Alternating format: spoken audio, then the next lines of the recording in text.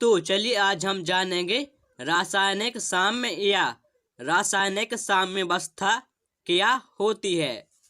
तो please video को like share and comment करना ना भूलें और हमारे चैनल को भी सब्सक्राइब कर लें और जो बगल में बेल आइकन है उसे भी प्रेस कर लें।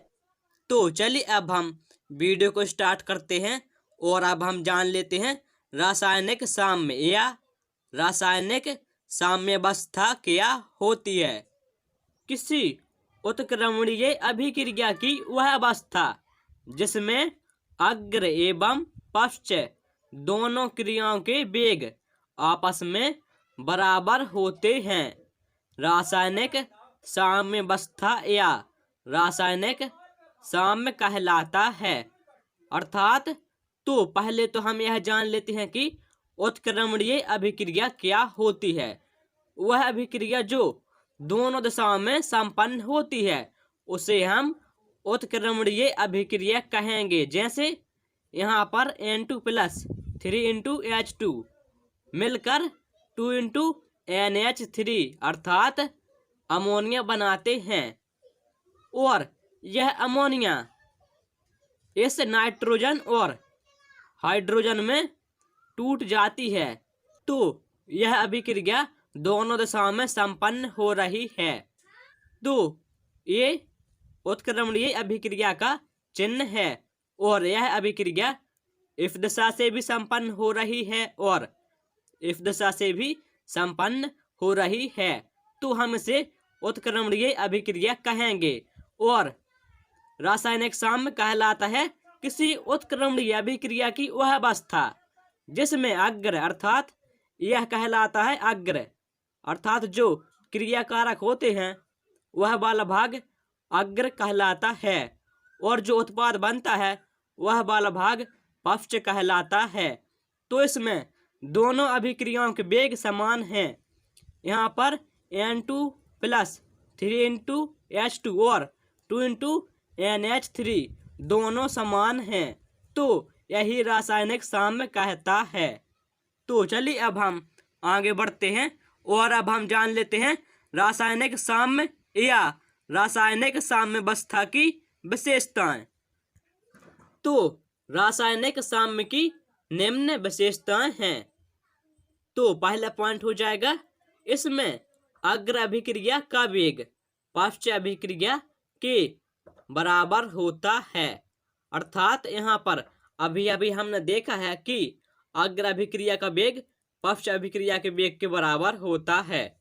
अगला पॉइंट हो जाएगा रासायनिक साम्यावस्था केवल बंद पात्र में ही की जा सकती है क्योंकि जब हम N2 और H2 को खुले में या अमोनिया को खुले में अर्थात बंद पात्र में यह अभिक्रिया नहीं कराएंगे तो यह नाइट्रोजन व हाइड्रोजन या अमोनिया उड़ जाएगी।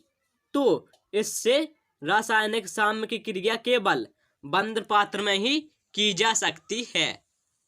अगला पॉइंट हो जाएगा रासायनिक साम्यावस्था किसी भी दिशा से प्राप्त की जा सकती है। अर्थात रासायनिक साम्यावस्था को हम इस दिशा से भी प्राप्त कर सकते हैं और इस दिशा से भी प्राप्त कर सकते हैं। अगला पॉइंट हो जाएगा रासायनिक साम्यावस्था एक उत्क्रमणीय अवस्था है। अर्थात यहाँ पर N2 प्लस 3 H2 यह मिलकर अमोनिया बनाती है 2 NH3 जो कि यह एक उत्क्रमणीय अभिक्रिया है। तो चलिए अब हम आगे बढ़ते हैं। अगला पॉइंट हो जाएगा रासायनिक साम्यावस्था एक गतिक अवस्था है। तो चलिए अब हम इस पॉइंट को समझ लेते हैं। इसका सीधा मतलब होगा कि रासायनिक साम्यावस्था रुकती नहीं है। अर्थात यहाँ पर जब N2 प्लस 3 H2 अर्थात क्रियाकारक मिलकर के जो उत्पाद अर्थात यहाँ पर 2 NH3 अर्थात अमोनिया बनाएंगे और फिर अमोनिया भी N2 प्लस 3 H2 बनाएगा। अर्थात यह क्रिया लगातार चलती रहती है। तो चलिए अब हम आगे बढ़ते हैं। अगला पॉइंट हो जाएगा रासायनिक साम्यावस्था में अभिकारकों अर्थात क्रियाकारकों एवं उत्पादों की सांद्रता स्थिर बनी रहती है। तो चलिए अब हम इस पॉइंट को समझ लेते हैं। तो ये दो ग्राफ हैं जिनमें रासायनिक साम्यावस्था को दर्शाया गया है। तो हम अब पहले ग्राफ को समझ लेते हैं। तो इसमें ये उत्पाद की सांद्रता है और ये अभिकारक अर्थात क्रियाकारक की सांद्रता है। तो यहाँ पर अभिकारक एवं उत्पाद की सांद्रता बराबर हो जाती है। तो इस पॉइंट को भी हम यहाँ पर साम्यावस्था कह सकते थे, लेकिन हमने यहाँ पर साम्यावस्था नहीं कहा क्योंकि इसके बाद भी उत्पाद एवं अभिकारक दोनों की सांद्रता चेंज हो रही है अर्थात बदल रही है।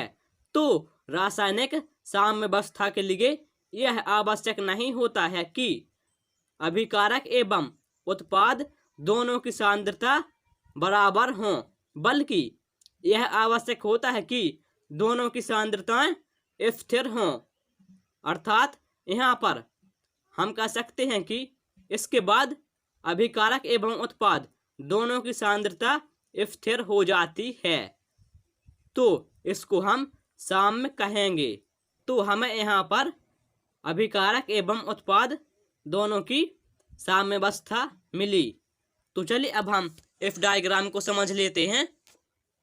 तो इसमें उत्पाद की सांद्रता ए है और अभिकारक की सांद्रता ए है, और जब यह पॉइंट और यह पॉइंट इसके बाद अभिकारक एवं उत्पाद दोनों की सांद्रता स्थिर हो जाती है।